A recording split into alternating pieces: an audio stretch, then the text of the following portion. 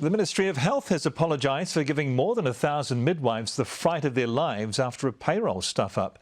Some were looking at having to choose between paying the bills and buying Christmas presents. Anna Bracewell-Worrell reports. Baby Sadie was born last Christmas Eve, helped into the world by a midwife working through the holiday. Babies come whenever they want and families need our help whenever they want. But today, midwives were left worrying whether they can even afford Christmas this year after an email from the ministry told them they had to send in their pay invoices by 3:30 yesterday. An email they only got at 4, a deadline already passed. Otherwise, they'd not be paid until mid-January. A lot of us live pay to pay. That's the reality for a lot of New Zealanders at the moment.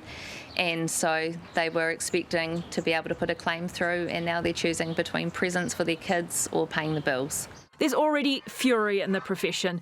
Strikes over pay disputes, understaffing and a heavy COVID workload have midwives under stress. Midwives are leaving in droves, and it's off the back of this increased workload and this disrespect that we're having through these entities that are meant to be supporting us. Alison Eddy from the New Zealand College of Midwives went into bat immediately for the 1,300 affected midwives, confronting the Ministry of Health. Very frustrated, I think very undervalued and, pretty annoyed would be a mild way of putting it.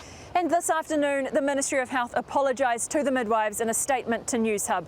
It said it had incorrectly given the midwives the wrong cut-off date and it will give them until tomorrow to get their pay claims in.